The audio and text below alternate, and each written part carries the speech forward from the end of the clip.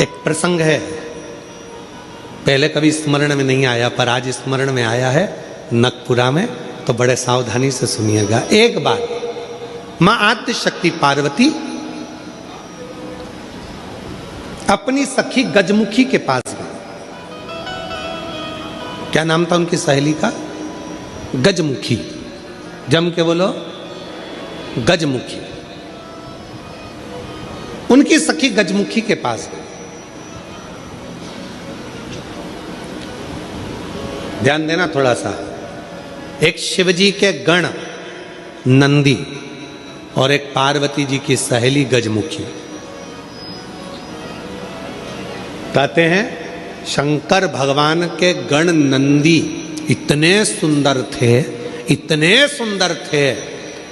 कि उनको देखकर अप्सराएं भी उनकी ओर आसक्त हो जाती थी। इतने सुंदर थे, इतने सुंदर। तब बाबा देवादिदेव महादेव की आराधना में नंदी लग गए। शिवजी ने कहा वर मांगो तुमको क्या चाहिए? तो कहा कि मेरा मुख बदल दो, मुझे ये मनुष्य का चेहरा नहीं चाहिए। क्यों? अगर ये चेहरा रहेगा तो लोग मेरी ओर आसक्त होंगे और मैं आपकी भक्ति नहीं छोड़ना चाहता, इसलिए मुझे ये चेहरा हटाकर आप नंदी का चेहरा लगा दीजिए और मुझे आपका शिष्य बना दीजिए। दूसरे नंबर पर है माता पार्वती जी की सहेली गजमुखी। इतनी सुंदर थी, इतनी सुंदर थी, इतनी सुंदर, जो आज के ज़माने में दिन भर इंस्टाग्राम पर और फेसबुक पर और ना जाने कौन कौन से वो सोशल मीडिया पे आप जितनी भी सुंदर सुंदर कहते हो ना, कितनी सुंदर, कितनी सुंदर,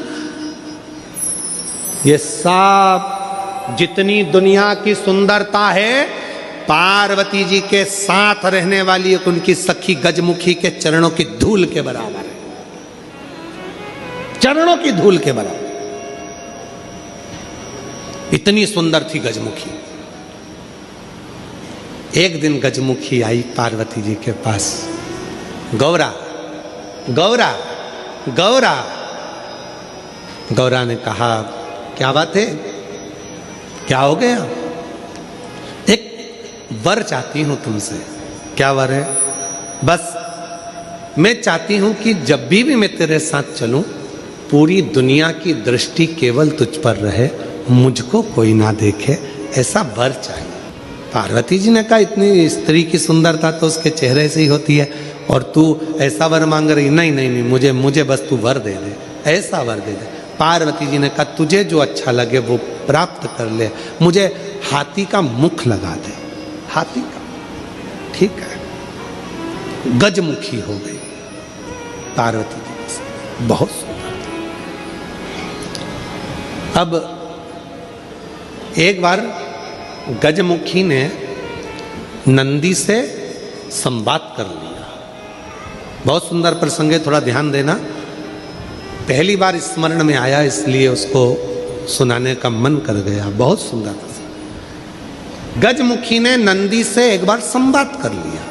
दोनों की खींचातानी होने लगी। नंदी कहने लगे भोलेनाथ जी के भार को मैं अपने कंधे पर लेकर चलता हूँ, मेरी पीठ पर शिव और शक्ति दोनों विराजमान होते हैं, मैं उन दोनों को भ्रमण कराते रहता हूँ। देखा मुझ में बल, मैं शिव और शक्ति को अपनी पीठ पर बिठाकर घुमाता रहता हूं। गजमुखी सुनती रही, सुनती रही।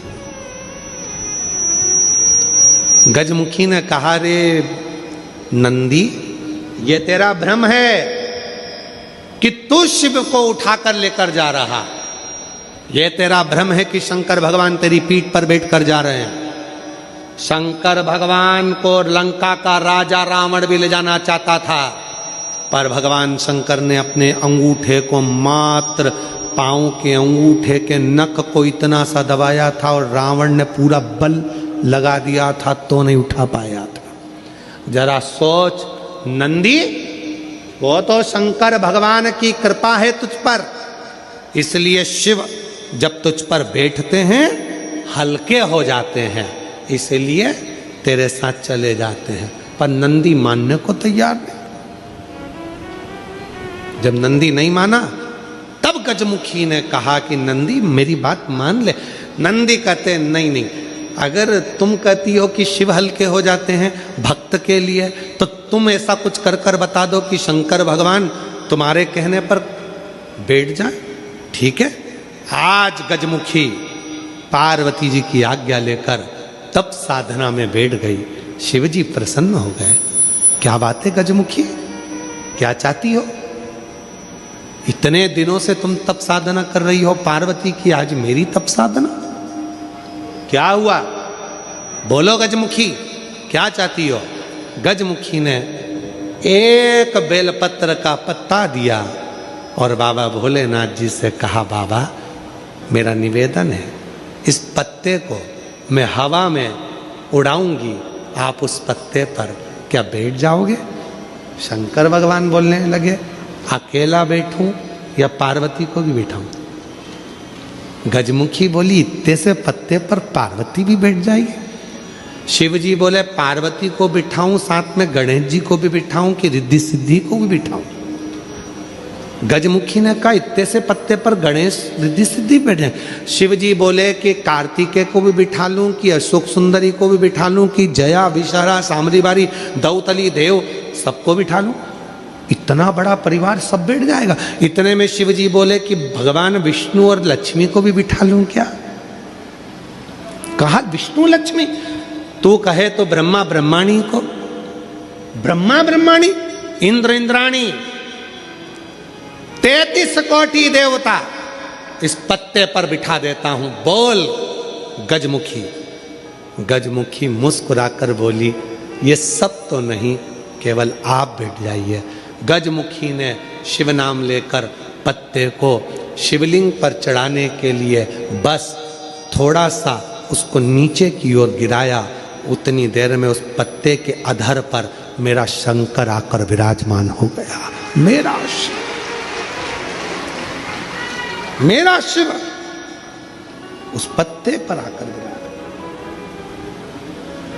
आवाज लगाई, नंदी जल्दी आओ। तुम कहते थे मुझ में बल है, मैं शिव को पीठ पर बिठाता हूं। तुमसे ज्यादा बल एक बेलपत्री के पत्ते में है, जो पूरे 33 कोटि देवता को एक पत्ते पर बिठा सकता है। एक बेलपत्र के पत्र में वो बल होता है, एक बेलपत्र के पत्ते में वो बल होता है, पूरे ब्रह्मांड को वो अपने में समेटे रहता है। तब भगवान शिव ने प्रसन्न होकर कहा, सुनो गजमुखी, आज मैं प्रसन्न हुआ, तुम्हें वर देता हूं। जब भी पृथ्वी पर मृत्युलोक में कोई पार्थिव शिवलिंग का पूजन करेगा और पार्थिव मिट्टी का जब कोई शिवलिंग बनाएगा, उस शिवलिंग को केवल थाली पर, पाटे पर या लक्कड़ पर नहीं, मेरा बेलपत्र रखकर जब उस पर कोई शिवलिंग का निर्माण करेगा, जो कामना वो चाहेगा उसकी कामना शिव उसी क्षण पूरा कर देगा, उसी क्षण पूरा। आप में से कितने लोग हैं जो पार्थिव लिंग का निर्माण करते हैं? हाथ उठाओ। करते हो सब? वैसे नहीं करते होगे तो सावन में अपन लोग सब मिलकर ही करते। काय में बनाते हो? पात्र में। पात्र के अंदर जब शिवलिंग का निर्माण करते हो तो सबसे पहले नीचे एक बेलपत्र रखा, रखते हो? जम के तो बोलो, रखते हो ना? बहुत जरूरी है एक बेलपत्र। क्यों? कहते हैं जब हमने शिवलिंग बना लिया, पूजन चालू कर दी, पानी डालना प्रारंभ करा, ये तो मिट्टी है, धीरे धीरे पानी चढ़ते चढ़ते गलने लगती है। जब मिट्टी गलने लगती है, शिवलिंग थोड़ा थोड़ा थोड़ा थोड़ा खंडित होने लगता है। मन में आता है कि हमने शिव जी की पूजन करी, शिवलिंग मिट्टी का था, गल रहा है। शहद चढ़ाने से, दूध चढ़ाने से, जल चढ़ाने से, अभिषेक करने से मिट्टी गलने लगी है, शिवलिंग खंडित होने लगा है।